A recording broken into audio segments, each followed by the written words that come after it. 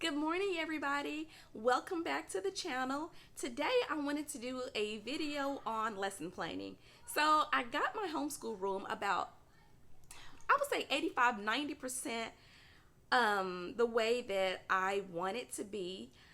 So now it's time to really get in and start planning out these lessons, start printing things out, filing them away correctly so that when it comes time to prepare and prep the lessons for the week, I will already have everything I need and we will be good to go. Now, I did the majority of my planning and prepping before we received all of our household goods and everything, because I had some of the kids' school books with me and some of them came later. So I was like, you know what? I know I don't have a printer right now. I know I don't have half of the stuff I need to actually start planning and prepping, but I can do something. And it's good that I did that because like most of Elijah's grammar things were already printed beforehand. So that was good. I wasn't able to do much with the science planning and prepping, so I needed to do that. I did have some Bible curriculum with us, so I was able to look up some things there. Saturday, I printed off a few things that we needed for that, a couple just Bible crafts and things like that. So now it's time to really get down to it because, guys, we have like 2 weeks, 2 weeks and one day until we start our new homeschool year. I'm super excited about it. I don't feel so scatterbrained about things as I had before because I'm ready. Things are slowly falling into place the way that they should for not only me, but my family, my kids, our school year, because I was just so overwhelmed. Like, I didn't even know where do I start, what do I need to do. And, so now my kids are really loud because they're upstairs playing a game. Anyway, so it's crunch time. We're starting to slowly settle back into our homeschool routine. Our school year routine. So I'm like slowly weaning the kids off of this free summer thing that we're doing. Going to bed late, waking up late. So we started that last night, which was Sunday. And they're doing pretty well. They're already adjusting like so good. So anyway, I hope that you guys find this helpful and insightful. So we're using Master Books Adventures in Creation. I'm sorry. That was last year. We're doing Adventures in the Physical World this year. It's level 2. So even though I'm using master books, I really feel you can lesson plan this way with just about any curriculum you're doing. Just break it down by, I don't know how your curriculum does it, but this one does it by the week. If yours does it by the chapter, if yours does it by the unit, it doesn't matter. What I think you need is you need your calendar out. You need some sticky notes so you can write yourself some notes. You need to be able to put page dividers to divide each lesson up, so you're not scramming. Sometimes it's very difficult to like wake up and be like, I know what we're doing, but I don't have blah, blah, blah taken care of. And it's so easy. Like sometimes like my kids do independent work. Like for me, I never just assume my kids can grasp this concept. I always expect the unexpected. Like if they're doing math and I feel like it's something they should know, I want to be there and I want to be present. I don't want to have to say, oh, I'll just make those copies while they're doing this or that. No. Even last year, I felt I can do this while they're doing handwriting and typeseat. It's not like I'm doing it during math or grammar or history. I can do it, through something like that. Well, come to find out, what if one of your kids has a technical issue with their typing lesson, or just stay prepared. So during these times, I hope a lot of you guys had a great summer and you enjoyed stuff and you spend time with your family, spend time with your kids, but it is time to do as much as you can now so that your homeschool year can go off without a hitch. Have everybody sit down, have everything laid out, ready to go. And then the weekends, you don't want to spend too much time lesson planning on the weekend. You know what I'm saying? Like maybe an hour or two at max. I'm trying to do it so that I'm only just having to pull all of my resources and everything's printed out in my file box. I can just pull this, pull that, put it in a file folder, put it to the side. I just want to lesson plan for like 30, 45 minutes. That's all I want to do. That's why I want to do the majority of my planning now. I have 2 weeks and 1 day, and I really feel I can do it all. I don't want to have to depend on doing these things at night either, because there's like, it's the fall, so a lot of our shows are returning. We want to watch our shows, and it gets kind of tiresome at the end of the day, because you still got to take your kids to activities, and you still have to do family time during the week. Who says you can't do that? I mean, you're there. That's what your kids expected, And then there's times where your husband wants to cut out the light and watch TV together. You know what I'm saying? You don't want to feel like, oh, I got to make this chart out. And you don't want to have to do that. Though you're going to have enough days like that anyway. So just minimize those times. So I know a lot of you have already gone back to school from what I've seen on Instagram and YouTube. But for those that haven't, you still have time. Even if you started school, just try your best to plan for a month and see how that goes. If you plan for a month, that means the rest of your weeks you pretty much have that to to dedicate for other things. So anyway, I'm going to turn the camera around and show you guys what I'm doing and what my process is. So this is my setup. This is how I kind of just lay everything out when I'm lesson planning. So right here, this stack of papers is basically the copies that I made last night. So we're using Adventures in the Physical World from Master Books. And let me just show you how it's divided up. So I originally was going through the materials and supply list. And then I was like, you know what? Because I know I have to go to Target today for a few things. But I decided what I was going to do was just to start over at week 1. And as you can see here, it says week 1. I have these tabs because I don't like to have to take too long flipping to find the week that I'm on. But like, this is week 1. I have the title, Physical World. I have what we need and the copies of the pages that I want to pull out.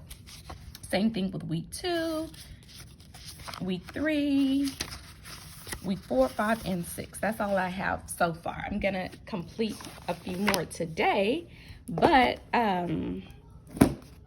here are my copies. So like, this is gonna be Kelsey's, and that's Jerry's and Elijah's. What I'm gonna do is I'm gonna put them all in a folder, label it week 1, and that will be ready to go, so that we are fully prepared and I don't have to spend too much of my weekends lesson planning. Also, what I have are these interactive notebook pages that I got from Teachers Pay Teacher. Okay, I'll get to that in a minute. But let me show you how my my lesson planner is set up. So I just have it monthly. Here we go. Like here, I have week 1, week 2, week 3, week 4. I started adding the titles to it. I don't mind it being here, even though I do reverse planning, because there's a very good chance we don't even get to it Wednesday. We might not get to it Thursday or Friday, or maybe even Tuesday. I don't know. But just the fact that it's there, once I'm done with it, I know I can work it off. This way, I have a very good picture as to how long it's going to take us to do these. Okay, so back to these interactive notebooks. The reason why I had those in the first place is because the very first few units we're doing is about energy. So I found this off of Teachers Pay Teacher, and I went ahead and made the copies that we're going to be using just for the first few pages. I think the first few types of energy, the kinetic and potential energy. We will be getting to the rest of these in the book later, but for now, I just printed enough copies to do those.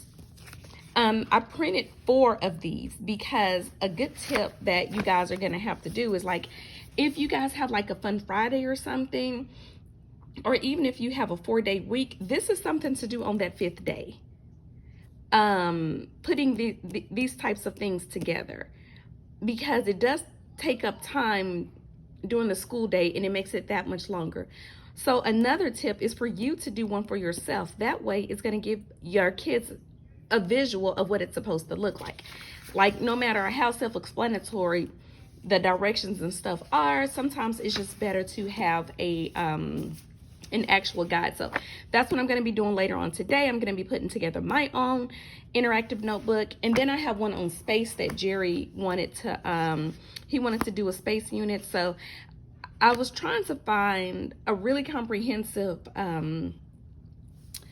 space unit study, kind of like the way Master Books and The Good and the Beautiful have their paleontology unit. I could not find one of those, so I'm just going to have to piece together things little by little, and this being one of the first things, we're going to have a space interactive notebook. So I'm going to go ahead and put these two together myself. Since I have about 6 weeks of science lessons done, I'm going to go ahead and put together these two for myself so that my kids have a direct visual of what they need to do. So I'm going to get started. Now, guys, I am so glad. This is the reason why some things you must do ahead of time. So I was about to work on the interactive notebook. This is the first page that's going to go on my on the front page of my notebook. But guess what? I just realized something.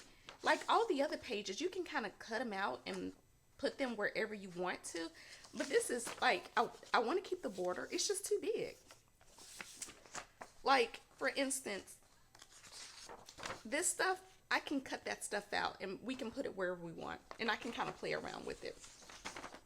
This stuff, it should be easy. That's something else. Well, actually, this looks like it needs to, well, no, this can fit on the page. I was looking at this. I almost got a paper cut. I can cut this. Yeah, it can fit.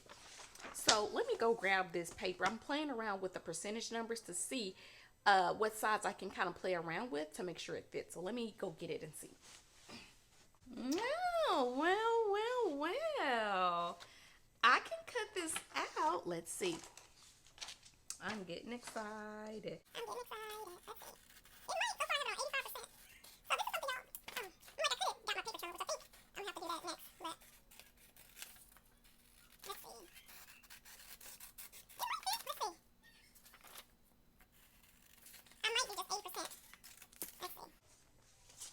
What do y'all think?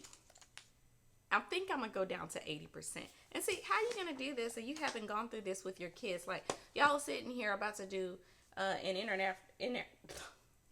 you're sitting here trying to do an interactive notebook, and now you got to, oh, wait, kids, wait, this doesn't work. Okay, let me try to, no, just do all that stuff now. Get it out the way. I'm like looking at my computer trying to go back to the page and all. Oh, no, cancel. I am such a goofball, y'all. So let me try this again. So I go to the print icon. In case you guys aren't familiar with how to do it, let me show you. So I never just assume everybody knows how to do these types of things. You know, we all aren't computer savvy. But anyway, so this is how it goes. So this, I just hit let me start over so you can like actually see. This is for the people who may not know how to do this. So this is what I'm trying to print. Okay, so I'm up here at the print icon. Okay. And then my print box dialog pops up. So I'm not going to put 4 copies for now because I want to make sure it works. So already know the page I want to print is page 6. That is the only one that I have a problem with. Don't do like what I just did and push enter right now. Just go down to custom size. And instead of last time, the one I just showed you that I cut out, I did it at 85%. So now I think I want to do it at 80%. I really feel that's going to be good. I can push enter or I can push print. I want to make sure I'm on page 6. Okay. 80% and print. Okay, guys. So at 80%, it did work to stick on here. I can even like put a hard backing, like some cardstock behind this if I chose to. So now I'm able to print out 3 more copies of this. So that's what I'm going to do now. Print out 3 more copies of this. Okay, guys, so I'm back. I'm done with the part of the interactive notebook that I wanted to complete for today. So this is the end result. I did like a backing on it. I added some color, put my name so the kids will know that's where their name is going to go. So it's so much easier to see this than to show them what to do with this. You know what I mean? Like, you can give the verbal directions, but it's also good to have a guide. I'm going to put the table of contents here. I don't know why I didn't print that, but whatever. You know, just, and like the next page would be, let me find the, so yeah, so it's so much easier. You can verbally tell them to cut it out and to put it in, or you can just show them. I mean, I tried doing it alongside with them, but it does take time, especially if someone needs some help in doing it. So just do it beforehand. Same thing with these. I'm going to have to, only the top page, I'm going to have to reduce the image to 85% because 100% was too big. And then, like with all these science papers last night that I printed, I just knew that I grabbed a stack of papers off. And then this morning, when I went to divide them up into my stacks, I realized a lot of things were missing. So I don't know, my printer's tripping right now, so I'm just gonna have to shut things down, restart, and reprint the things that are missing. And what's so weird is it's only like 1 or 2 pages missing from each week that I need for the kids, or maybe I only printed 2 copies when I need to print 3, or maybe it like completely, I did weeks 1 through 6, and it printed all of them except for week 3. And only printed 1 set of week 5 and 6. So I need to carefully go through and see what's going on with that. So that's another one of those issues I was saying, that's like, if you can't get your printer to print right when it's time to, you know, you can't have science class and then be like, oh, let me print this real quick, because little technical difficulties can happen at any moment. So anyway, I just want to update you guys and show you what I'm doing to prepare and plan. So until the next video, see you next time.